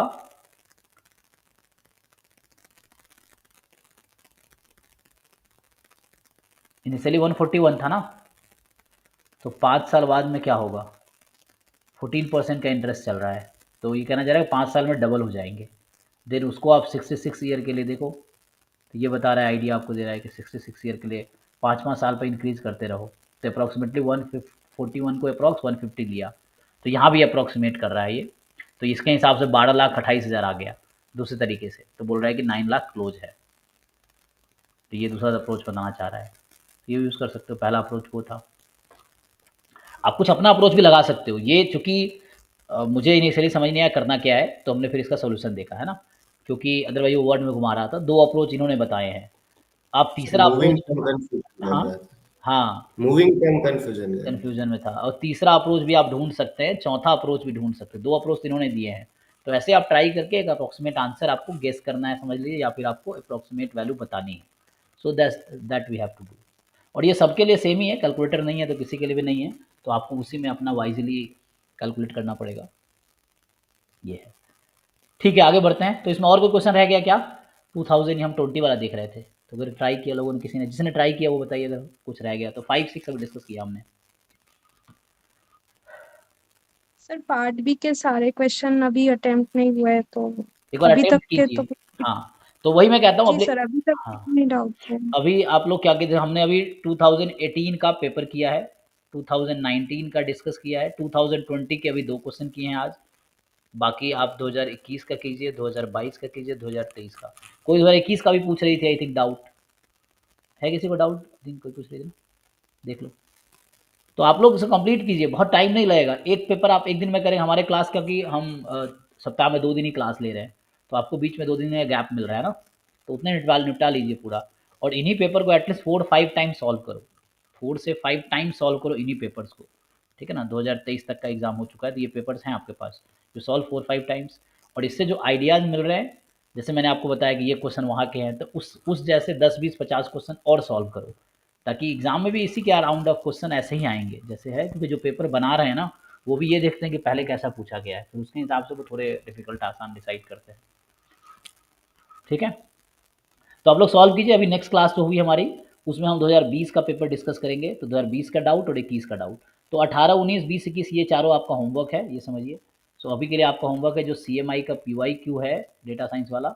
सो उसके आप 2018 से लेकर 2022 तक के सॉल्व करके आइए। 18-19 हमने डिस्कस किया है, तो मेनली 2020 और 21 का डिस्कस करेंगे नेक्स्ट क्लास में, जो 6 to 8 या 6:30 to 8 क्लास होगी। अब क्लास आई थिंक आज तो थर्सडे है ना, तो सैटरडे आई थिंक होती है आपकी, क्या होता है सॉरी, ये थर्सडे है ना, फ्राइडे सैटरडे। अब तो आपका टर्न, अच्छा मंडे और थर्सडे आपका होता है, तो नेक्स्ट सीधा मंडे आएगा। तो आप सॉल्व कीजिए, मंडे तक इसको कंप्लीट कीजिए। और देखो साथ में क्या करना है, एक तो PYQ आइडिया के लिए कैसे क्वेश्चन आ रहे हैं, सिलेबस आपको देखना है कि क्या क्या पढ़ने की ज़रूरत है, और उस पर बेस्ड बहुत सारे प्रैक्टिस करने होंगे क्वेश्चन आपको based on the syllabus. PYQ just for the idea कि कैसे क्वेश्चन आ रहे हैं, तो आप इजीली सॉल्व कर पा रहे हो कि नहीं कर पा रहे हो, वो आपको देखना है। देन उसके जैसा क्वेश्चन बहुत सारे प्रैक्टिस करने होंगे PYQ जैसा, या उससे रिलेटेड जो सिलेबस पे बेस्ड हो। सो इसको आपको रिपीटेडली रिवाइज करना है, सिलेबस प्रैक्टिस करना है क्वेश्चन। सर हाँ, सर जो CMI के मतलब इसके क्वेश्चंस हैं, जैसे ये तो सर डेटा साइंस का तो 2018 में पहली बार स्टार्ट हुआ था, हाँ, बट सर जो सिलेबस CMI मैथमेटिक्स और इसमें कॉमन है, सर उसके क्वेश्चंस लगा सकते हैं CMI हाँ, कर सकते मैथमेटिक्स हो। कॉमन सिलेबस वाले वही करना, मेन है प्रैक्टिस, क्वेश्चन प्रैक्टिस। मतलब आपको प्रॉब्लम सॉल्विंग देखना है कैसे करना है। जैसे देखो, मैं भी ये क्वेश्चन जैसे मैं अभी खोलता हूँ, तो मैं खुद ही पहली बार ही पढ़ता हूँ, तो मैं ट्राई करता हूँ, आप देखते हो कैसे मैं सही सेम चीज़ घर पे आपको करनी है। मैं ये सब कभी किसी का प्रिपरेशन करके नहीं आता, क्योंकि इतना पॉसिबल नहीं है मेरे लिए। तो मैं यहीं ओपन करता हूँ, यहीं पढ़ता हूँ, यहीं ट्राई करता हूँ, जिससे समझो मेरी भी प्रैक्टिस हो रही है। सेम चीज़ आपको घर पे करना है, कि आपको इस तरह अपने आप को ट्रेन करना है कि फर्स्ट टाइम क्वेश्चन पढ़ो एग्जाम में, तो आप सॉल्व कर पाओ ज़्यादा से ज़्यादा क्वेश्चन। तो ऐसा तभी हो पाएगा जब घर पे भी आप उस तरह के प्रैक्टिसेस कर रहे हो, एग्जाम जैसे इन्वायरमेंट में प्रिपरेशन कर रहे हो। एग्जाम में अगर ये क्वेश्चन आएगा तो हम कैसे कर पाएंगे। सो आप कर सकते हैं प्रैक्टिस, कोई प्रॉब्लम नहीं है। ये है। सर एक प्रोबेबिलिटी का क्वेश्चन है, आप अभी बता देंगे? जी जी जी, बताइए। तो अभी तो ठीक है ना, व्हाट्सएप पे तो ये होमवर्क अभी के लिए है। हाँ, अभी बताइए होमवर्क डाउट। मैं क्वेश्चन आपको भेजूं व्हाट्सएप हाँ पे? भेजिए, ग्रुप में भेज सकते हैं, मुझे भेज सकते हैं।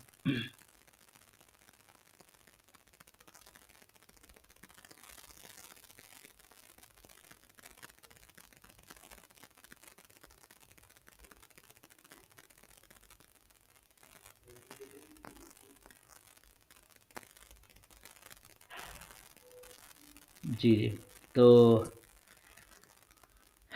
ये क्वेश्चन कह रहा है कि a traffic light run repeatedly through the following cycle. तो traffic light runs repeatedly through the following cycle: green for 30 seconds, then yellow for 3 seconds, and then red for 30 seconds। तो ये 30 था, फिर 3 था, फिर 30 है। Jack picks a random 3-second time interval to watch the light. Okay. ठीक है ना, तो पहले 30 मिनट जैसे ग्रीन है, फिर अगले 3 सेकेंड है ना, सेकेंड्स, अगले 3 सेकेंड येलो है, अगले 30 सेकेंड रेड है। अब ये कह रहा है देन, ठीक है, तो Jack picks a random 3 second time interval to watch the light, random 3 second का टाइम इंटरवल उठाता है। So what is the probability that the colour changes while he is watching. तो अब बताना है कि क्या प्रोबेबिलिटी है कि colour changes while he is watching. So total यहाँ पे जो प्रोसेस है अगर आप देखेंगे, सो ये साइकिल में रिपीट हो रहा है ना, ठीक है। क्वेश्चन समझ आया सबको? तो जैसे अभी हमारे पास 30 फिर 3 फिर 30 फिर 30 3 30 ऐसे चलता रहेगा, ये प्रोसेस है, green yellow red green yellow red and so on. अब बोलना ये चाह रहा है कि उसने 3 सेकेंड का रैंडम टाइम सेलेक्ट किया, तो क्या प्रोबेबिलिटी है कि उस 3 सेकेंड में टाइम चेंज होगी, मतलब कलर चेंज होगी, है ना। What is the probability that the colour changes while he is watching. 3 second के अंदर चेंज होगा, तो इंटरवल आपको ऐसे चुनने होंगे जहां चेंज हो रहा है ना, ये है। सो पहले 30 सेकेंड, चलो यहाँ मैं ऐसे करता हूँ,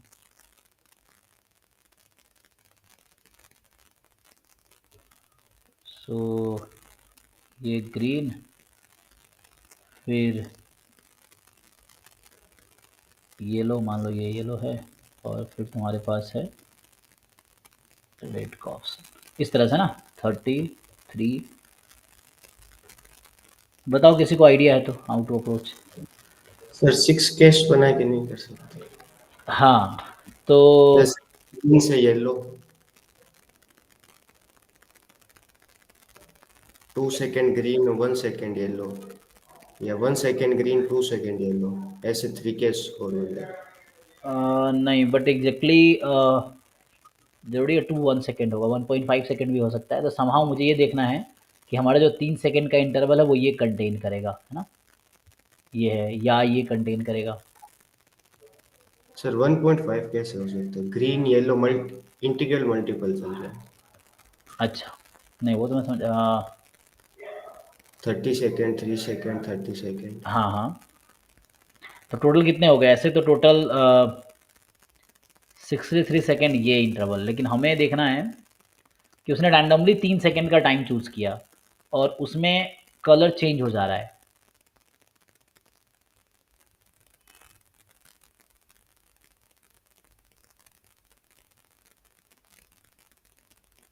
सो व्हाट कैन वी डू, इसमें ये है कैसे तुम अप्रोच करना चाहते हो। रैंडम वेरिएबल से करें वो भी कर सकते, नहीं तो बेसिक प्रोबेबिलिटी से अगर सॉल्व करेंगे,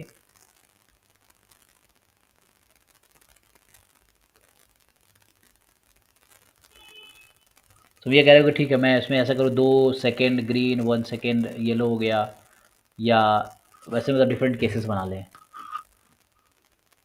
ओके, उस तरीके से सोचोगे तो इसमें जो आंसर्स हैं वो ऑप्शंस हैं 1/3 1/7 1/10 एंड नॉन ऑफ दिस, इस तरीके से है।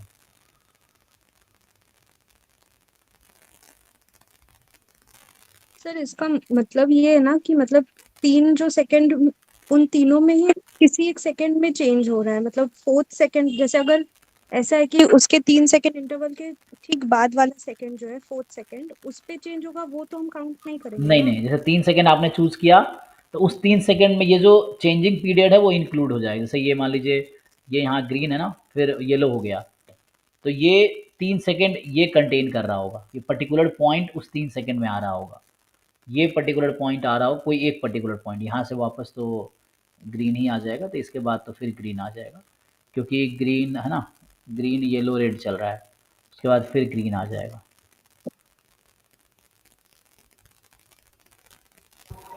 सो ऑप्शंस क्या है? ऑप्शन है 1/3 1/7 1/10 नन ऑफ दीज। सर मैंने बताया वैसे तो 84/900 आ रहा है। अच्छा 84/9, फिर तो, लेकिन 84/9 900। 900, अच्छा तो कोई मैच नहीं करेगा फिर तो ठीक है, मैं थोड़ा ट्राई करता हूँ इसको, क्या कर सकते हैं। देखो तो अभी कर सकते हैं हम लोग कि मेरे पास एक इस तरह का इंटरवल है,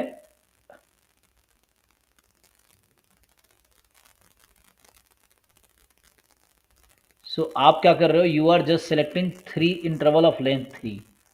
हाँ, उसमें स्विच करना है लाइट को।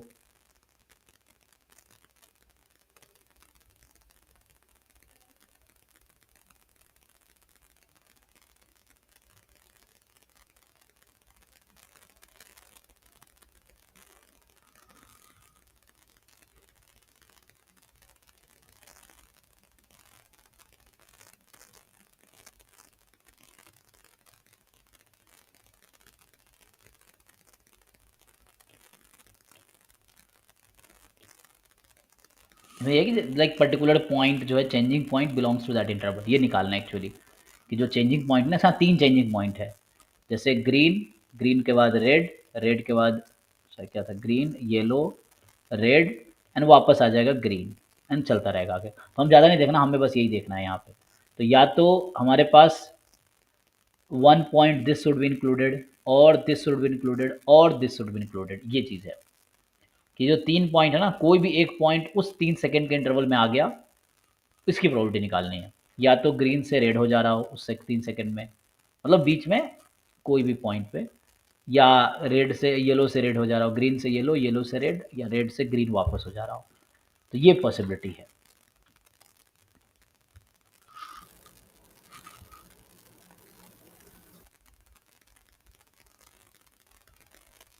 Is the answer 1/10?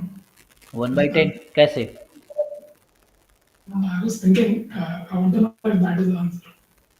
आपकी आवाज़ थोड़ी सी लगता है सिस्टम के पास आके बोल सकते हैं या ईयरफोन के पास आके, आपकी आवाज़ बहुत लाउड नहीं आ रही है तारक।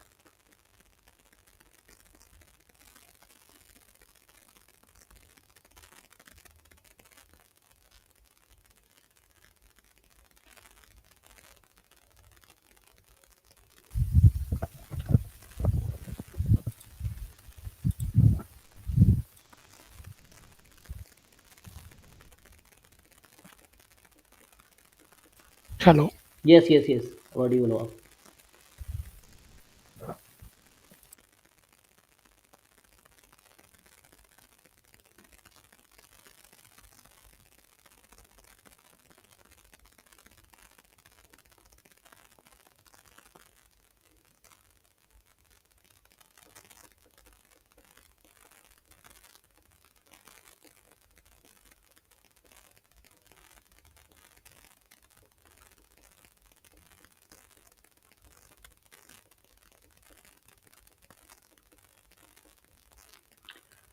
ठीक है, इसका मुझे सोचना पड़ेगा एग्जैक्ट, तो मुझे भी समझ नहीं आ रहा कि हाउ टू सॉल्व, है ना। तो we are just selecting 3 second interval. For example कोई है ना, मान लो जैसे x2 x+3 का इंटरवल मैं सेलेक्ट कर रहा हूँ, ठीक है, एंड x2 x+3 का इंटरवल मैं सेलेक्ट कर रहा हूँ, और ये जो इंटरवल है, ये जो हमारा इंटरवल एक्चुअली मान लो ये 0 से स्टार्ट करूँ मैं, तो ये पहले 30 सेकेंड, फिर 3 सेकेंड, फिर 30 सेकेंड। ओके, सर x+2 होगा ना? क्यों 3 सेकेंड है ना? हाँ तो क्लोज इंटरवल है तो x+1 x+2 3 सेकंड लेंगे, 3 हो जाएगा तो 4 हो जाएंगे। अच्छा एक मिनट, रुको, x+1 x+2 इंटरवल गैप कितने का है इन दोनों में, से गैप कितने का है? हाँ,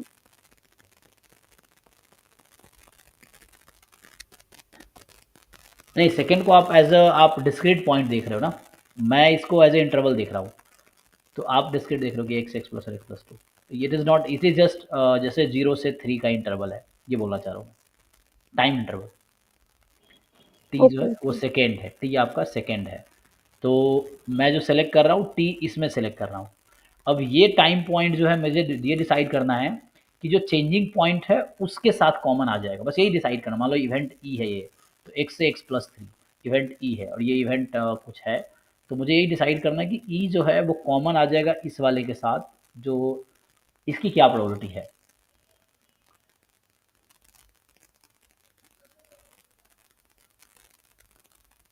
तो ये कॉन्टिन्यूस इंटरवल, तो मैं अगर इसको सॉल्व करूंगा तो कॉन्टिन्यूस रैंडम वेरिएबल लेकर सॉल्व करूंगा कि मेरे पास एक प्रॉपर इंटरवल है, लेट्स से एक्स बिलोंग कर रहा है इधर कोई 0 से लेकर, जैसे अभी 63 है एग्जांपल के लिए, तो मुझे बस ये देखना है कि इस 0 से 63 का जो इंटरवल है, टाइम इंटरवल 30 33 वाला, 33 30 वाला, और ये जो एक टाइम है 3 सेकेंड वाला, वो ओवरलैप तो कर रहा है इसमें कहीं ना कहीं, लेकिन that overlapping point should be this intersection point, ये प्रॉबिलिटी मुझे देखनी है। सो इधर दिस और दिस, यहाँ से स्टार्ट कर रहा हूँ तो, और ये एंड सेम समझ लो, वापस आ रहा है क्योंकि ये कहीं ना कहीं जुड़ा हुआ है ना, ये है 30 सेकेंड, फिर 3 सेकेंड, फिर 30 सेकेंड, ये प्रोसेस रिपीट हो रहा है ऐसा 33 30। तो देखना पड़ेगा स्टैंडर्ड क्वेश्चन, मतलब थोड़े से क्या बोलते हैं कि कई बार ना इसमें आंसर श्योरिटी से बताना मुश्किल है, थोड़ा अभी सोचना पड़ेगा। ऐसे किसी एग्जाम का है ये या किसी बुक का है? सर पता नहीं, मुझे मेरी फ्रेंड ने भेजा तो। नहीं, अच्छा क्वेश्चन है ये, थोड़ा इसमें सोचना पड़ेगा, तो इसको मैं ट्राई करता हूँ फिर आपसे डिस्कस करते हैं, क्योंकि सर ग्रुप में सेंड कर देना इसको। हाँ, इसको ट्राई करते हैं, क्लास में डिस्कस कर सकते हैं, ग्रुप में भेज सकते हैं, तो क्योंकि थोड़ा सोचना पड़ेगा, एग्जैक्टली करेक्ट आंसर बताना थोड़ा मेरे लिए मुश्किल है अभी। सो ये एक बार देखता हूँ सोच के, फिर हम डिस्कस करते हैं, या नेक्स्ट क्लास में जब डेटा साइंस वाला होगा तब डिस्कस करेंगे। ठीक है, तो अभी डेटा साइंस वाला बैच स्टॉप करते हैं। तो आपका होमवर्क अभी के लिए है 2018 जिसने नहीं किया कर लो, 2019 जिसने नहीं किया करो, 2020 और 2021। तो इसका नेक्स्ट क्लास में हम डाउट डिस्कस करेंगे, ठीक है। ये है, बाकी जो क्वेश्चन रह गए वो आप अपने पास बना के रखो डाउट, अगर नहीं बताता हूँ तो डायरेक्ट पूछो आप, एक बार फिर से याद दिलाना, मैं सॉल्व कर लूँगा। चलिए, तो अभी यहीं स्टॉप करते हैं, थैंक यू।